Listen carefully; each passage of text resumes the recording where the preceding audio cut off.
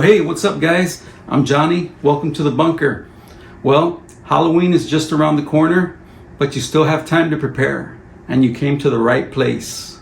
Today, I'll show you how to make this awesome jack-o'-lantern project. It's the perfect decoration, and it'll look cool indoors or outdoors, and it costs under $20. It's the perfect beginner woodworking project that'll only take 2 to 4 hours to build. Before we get started, I want to announce that we're doing a giveaway where one lucky winner will win a mystery woodworking tool along with a crisp new uncirculated go back note, just like this one right here. It contains 1/1000th of a troy ounce of 24 karat gold embedded within the note. So be sure you stick around for all the details for your chance to win. Okay guys, I just want to go over some of the dimensions for this project so you have an idea of what we'll be doing today. We have 3 jack-o'-lanterns or 3 boxes, different heights. This one is 7.5 inches tall, 9 inches tall, and 6.5 inches tall. The front of each is 5.5 inches wide, which is the width of the cedar boards. The sides are 4.5 inches, and once you add in the 1/2 inch here and the 1/2 inch for the back, you have a total of 5.5 inches in depth. The tops are 5.5 inches wide by 6 inches long. I left a 1/2 inch overhang on each one, and I'll show you a bit later how we're gonna make these stems. Also later in the video, I'll show you what we're gonna do on the base here to keep the whole project steady. So with that said, let's get started.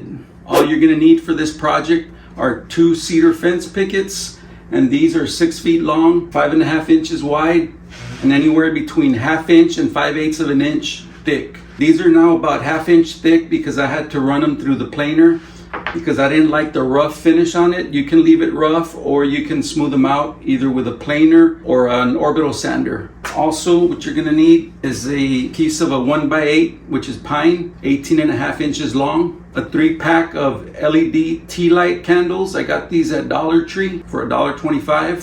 And I have a can of spray polyurethane, which we're gonna finish it off with.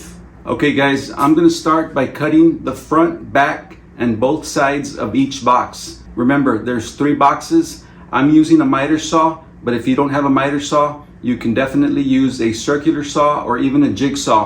As long as you have straight cuts, you'll be fine.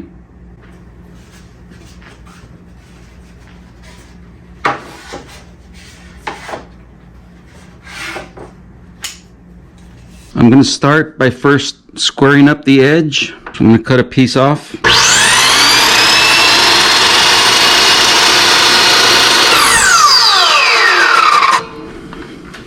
There's 3 different sized boxes that have different heights. I'm going to start with the shortest one, which is 6.5 inches tall. So I'm going to mark my 6.5 inch mark right here. I'm going to line up the shadow line of the miter saw right on that mark right there. Make sure my piece is butted up on the fence. What I'm going to do next is I'm going to put a stop block right here.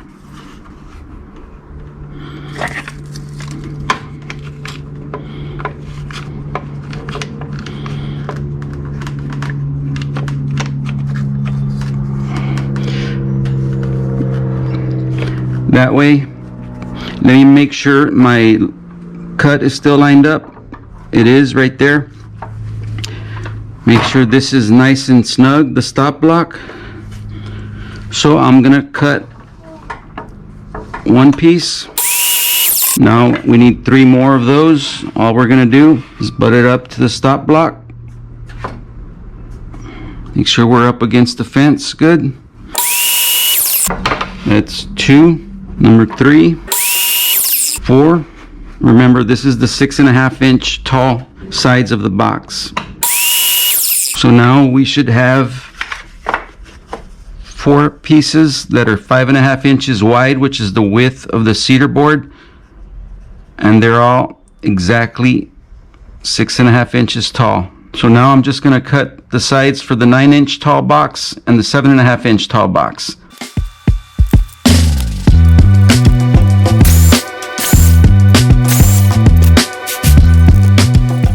Okay Okay guys, we have all 4 sides for each box cut. One is going to be 6.5 inches tall, the other box is 7.5 inches tall, and the tallest one is 9 inches tall. We want each box to be a square, so it's going to be 5.5 inches on each side. So the front and the back are 5.5 inches wide, which is the width of the cedar board. The sides are going to go sandwiched between the front and the back.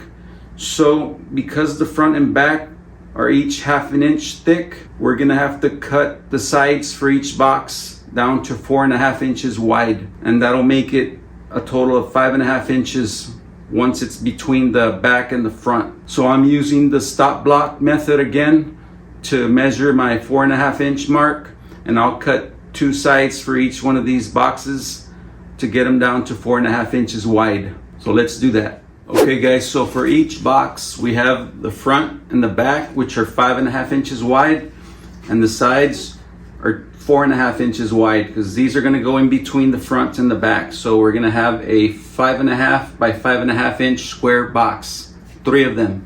So now I'm going to cut the tops. So if the boxes are 5.5 inches on each side, I'm going to want a 1/2 inch overhang on each box. So I'm going to cut 3 pieces or 3 tops at 6 inches long.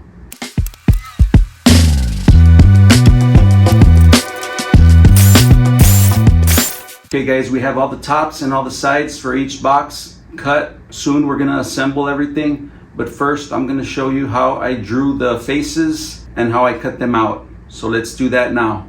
Okay guys, now we have all the sides for each box. This is the 6.5 inch box, all the sides, 7.5 inch, and the 9 inch tall box. And these are the tops for each one of the boxes. So there's 3 tops. Next, we're gonna have to cut out the faces on each box. What I did is I went onto Google and I searched jack-o'-lantern faces, and I got these 3 faces right here.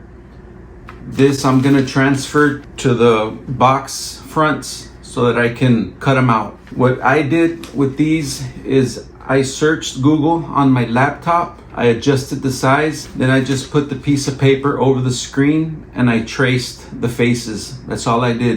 You can either go to Google or Pinterest. So now I'm gonna show you how to transfer the faces onto the wood so we can then cut the faces. Okay, to transfer the face onto the wood, I have a piece of carbon paper right here. This is the tallest box, the 9 inch box. I'm gonna use this face right here. I'm gonna center it roughly about 1 inch down from the top, 1 inch from each side. Doesn't have to be perfect, but you don't want the eyes or any part of the face too close to the edge, because you're gonna have the sides nailed into each side. So I got that where I need it. I'm gonna put the piece of carbon paper under it.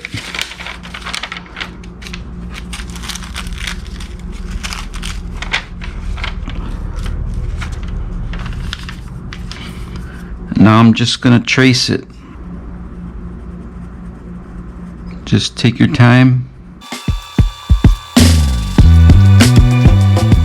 And then take your carbon paper off and you got your face right there. So that's 1, 2 more to go. Okay guys, I have all 3 faces on the boards here. Okay, next we're gonna drill a hole, which is a 3/8 inch bit, into each one of these areas here so that we can have a place to insert the jigsaw blade. So let's do that now.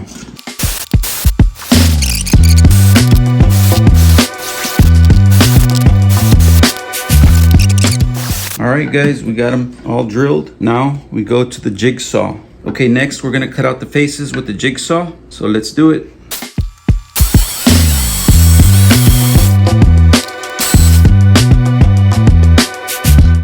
Okay guys, I cut out all the faces. Now it's time to assemble everything. I'm gonna start with the smallest box, which is the 6.5 inch tall box. Remember, the front and the back are 5.5 inches wide.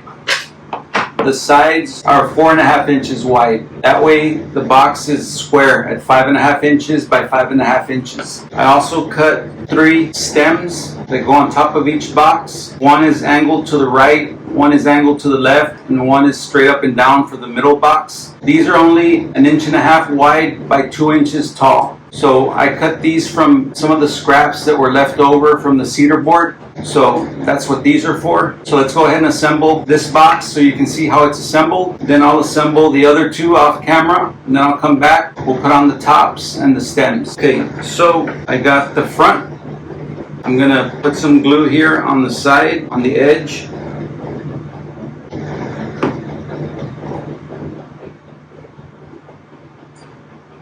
I'll put some on the other side. Spread it out a little bit. Okay. So we're going to put the sides on here.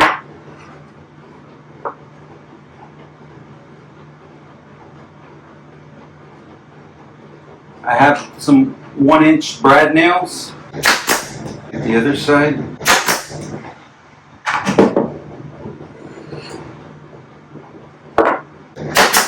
Make sure everything's flush. Okay, now we're going to assemble the back.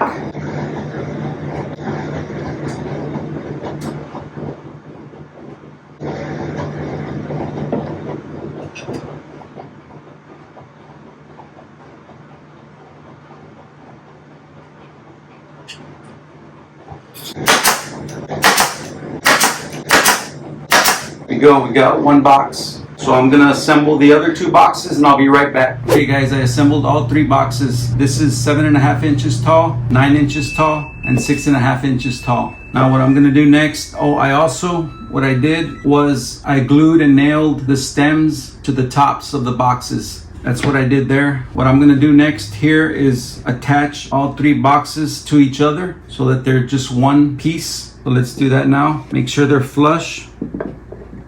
I'm going to use my nail gun. Put one there, one there, nice and flush. And then I'm going to do the same towards the bottom. Okay, so now they're assembled. I'm going to nail each top onto each box. I angled this one towards the left, the stem. This one's straight up and down, and this one's angled to the right.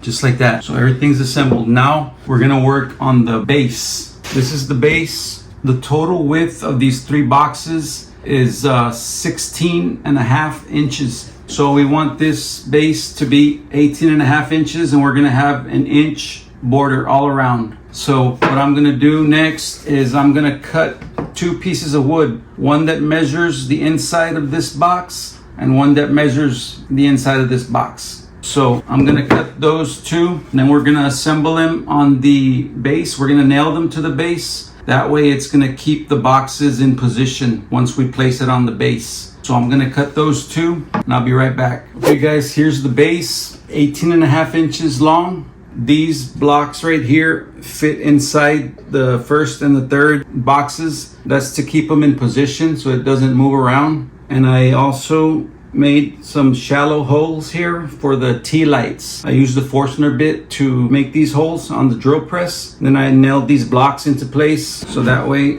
it's gonna sit just like that. And you can keep it as is or you can paint it. My wife's gonna paint it orange for the boxes and a gray base. I'll come back and show you what that looks like. All right guys, here it is. My wife painted it. On the boxes here, she used a color called pumpkin orange. You can get this at Walmart. The brand is Apple Barrel. The base, we painted a gray color, which is elephant gray, also an Apple Barrel paint from Walmart. For the stems, she used Waverly brand wax paint, and the color is antique.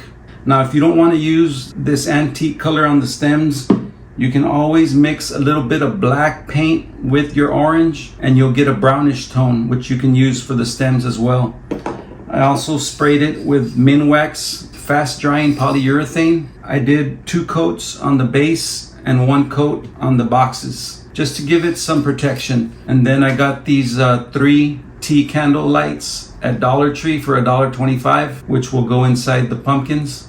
That's about it, guys. Very simple to make this jack-o'-lantern project. It'll take you anywhere between 2 to 4 hours to build. I also want to acknowledge a YouTube channel called Words and Wood. I first saw this project on that channel. The link to that video is in the description below in case you want to check it out. And also, before I forget, regarding our giveaway, where one lucky winner will win a new mystery woodworking tool plus a crisp new uncirculated gold back note. All you have to do for your chance to win is like this video, subscribe to our channel, and comment the word boo in the comment section for this video. In 2 weeks, I'm going to use a randomly generated comment picker to choose one lucky winner, and 2 weeks from today in our next video, we will announce that winner. If you have any questions regarding this build, feel free to email me or leave your question in the comment section. If you enjoyed the video, click the like button. If you're new and you haven't subscribed, please consider subscribing. And with all that said, I want to thank you for watching. Y'all take it easy, and remember, exercise your right to bear tools. Over and out.